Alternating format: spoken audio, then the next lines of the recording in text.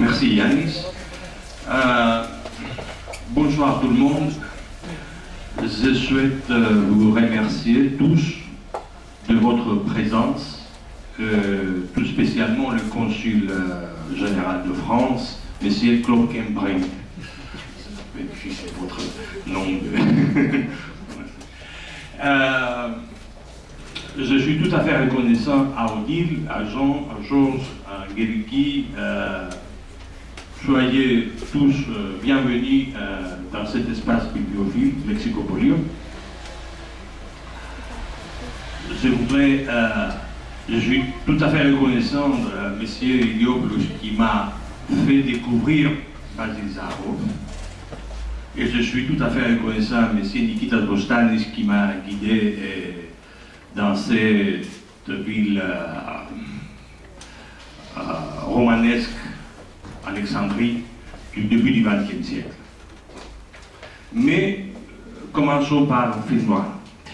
Film Noir commence en avril 1939.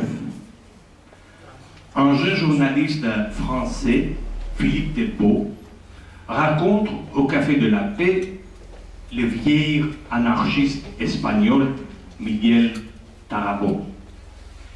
Il fait des recherches sur la liaison amoureuse et clandestine d'un marchand d'armes grec mort en 1936 et d'une duchesse espagnole bien plus jeune que lui, mariée à un prince Bourbon à temps de folie.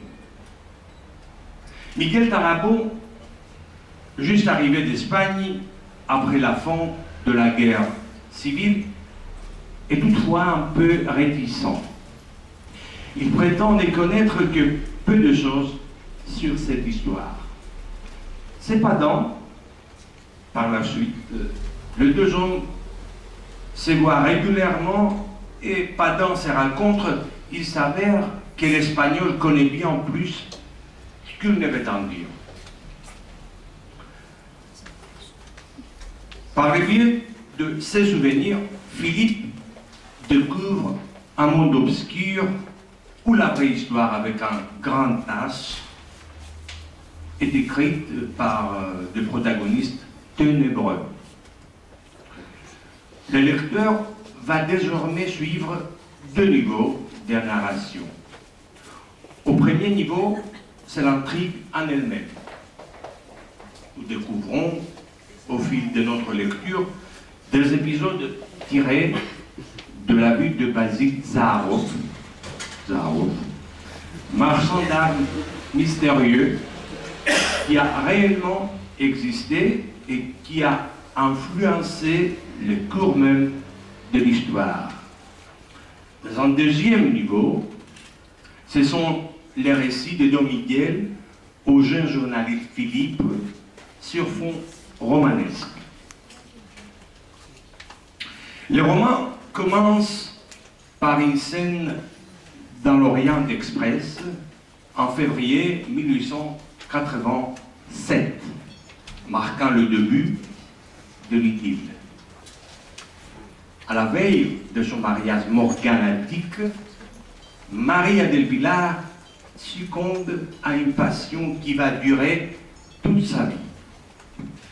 Basile, son amant mystérieux, est un homme d'origine grecque, aux activités professionnelles obscures, souvent illicites.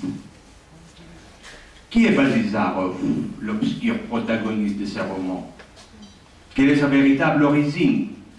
Quel métier fait-il vraiment? Qui est l'inspecteur irlandais de Scotland Yard qu'il raconte souvent au Havre? Pourquoi voyage-t-il aussi souvent? Quelles sont ses destinations? D'où provient l'argent avec lequel il achète l'hôtel particulier sur l'avenue Hoche, au cœur de Paris? Comment se fait-il qu'il mène une vie si luxueuse? Lui reste silencieux et ne fait aucune référence à ses activités. Il semble être follement amoureux de la duchesse, mais garde une grande partie de sa vie cachée. D'une manière ou d'une autre, on les voit impliqués dans tous les grands moments de l'époque. Scandale du canal du Panama, affaire Dreyfus, guerre hispano-américaine, révolte de Cuba, meurtre des Azores, comme Jean nous a dit, Première Guerre mondiale. En avançant dans la lecture du roman, on découvre que Basile ne fut pas seulement un célèbre marchand d'art. Il était présent à tous les moments marquants du XXe siècle. Ses activités influencèrent le cours de l'histoire. Il mit en place tout un système pour manipuler les dirigeants de l'opinion publique par les biais de fausses informations, de chantage, de diffamation, voire de meurtre. Il s'appliqua même à planifier et à financer la malheureuse campagne grecque en Asie mineure, qui fit d'ailleurs sa première défaite. Plus on les connaît, plus on se demande. Est-il un vrai manipulateur, un homme sans scrupules, un vétéran qui aime gagner tout le parti de sa vie? C'est le XXe siècle qui donnera les réponses à ces questions. Ayant vendu toutes ses armes pendant la guerre, il fut considéré à cette époque comme étant l'homme le plus riche du monde.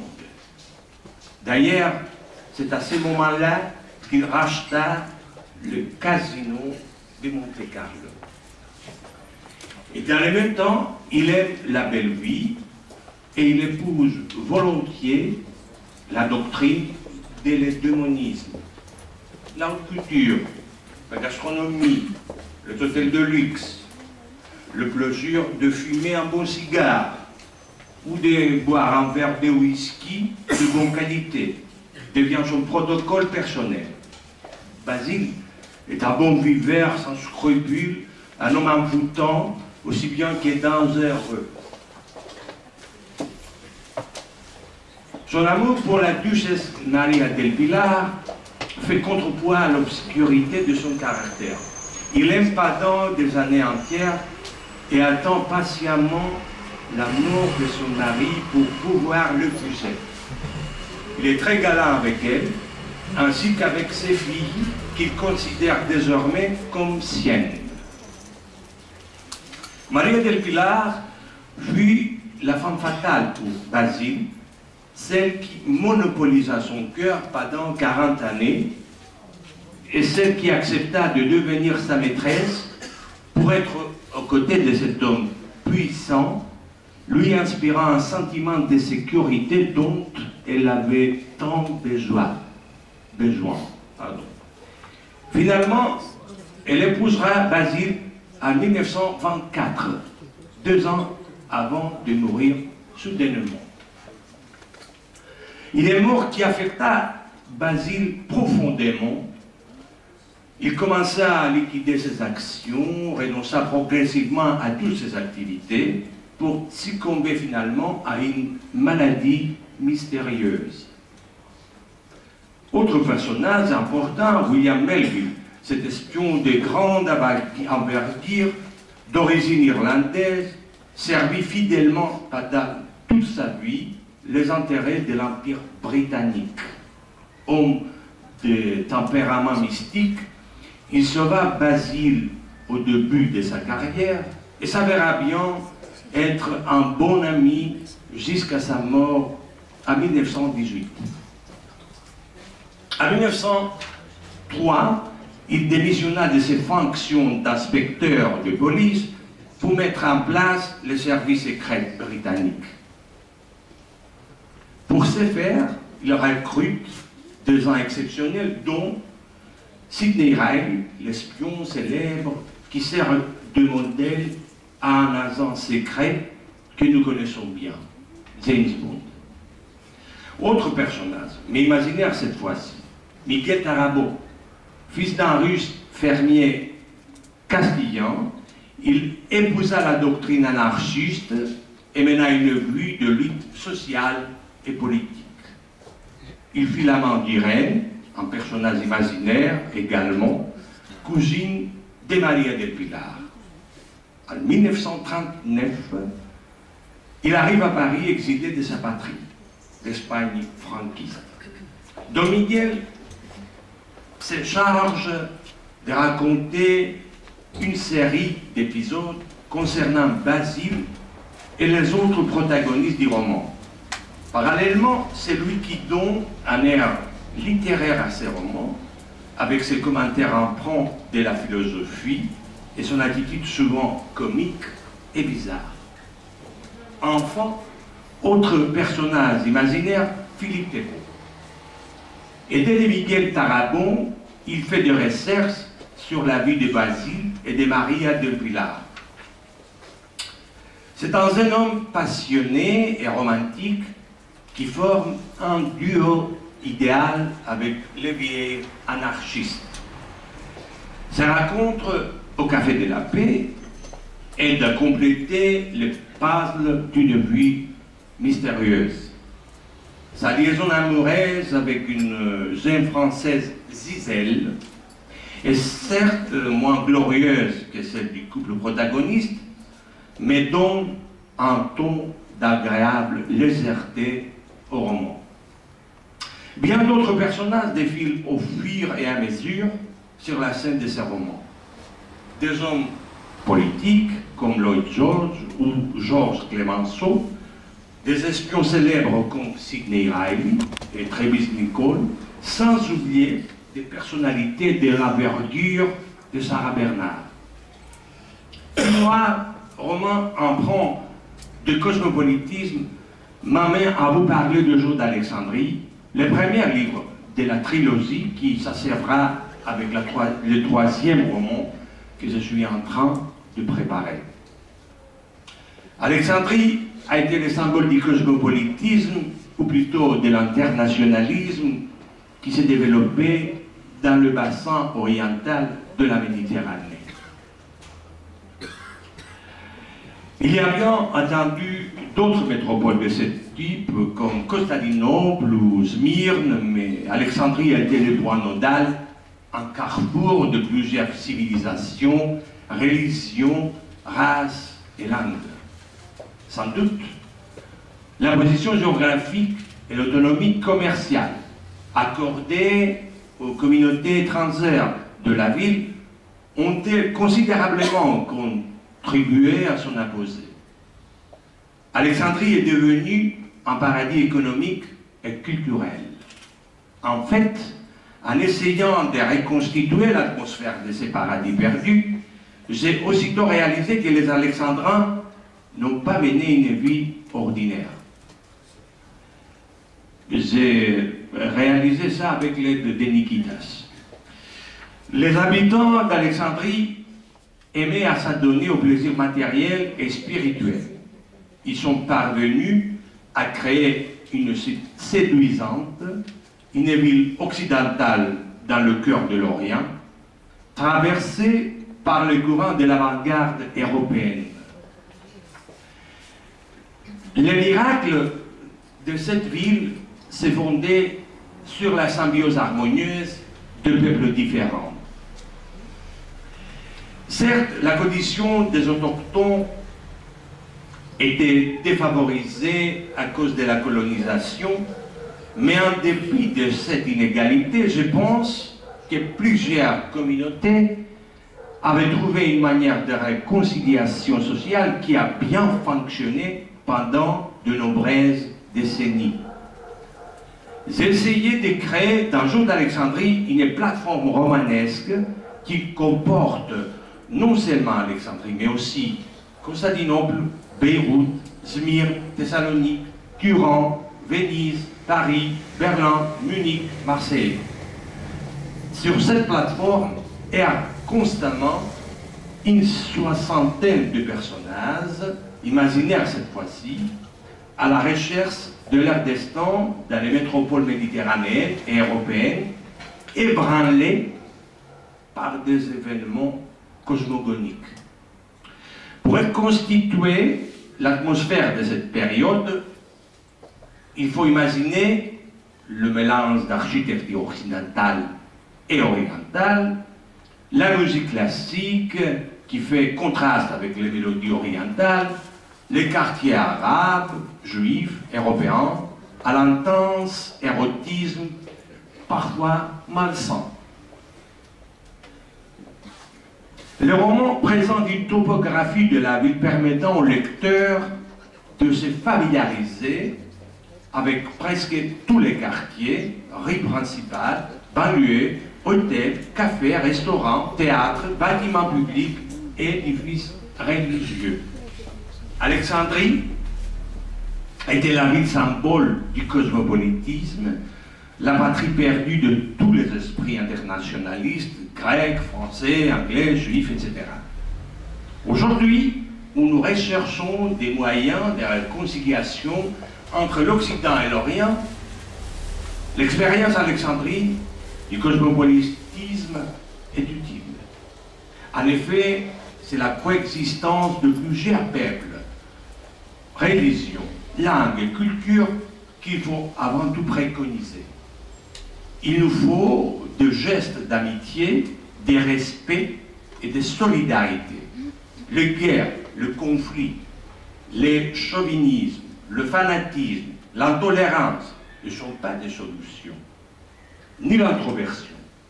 Le cosmopolitisme littéraire se situe à l'opposé de cette introversion.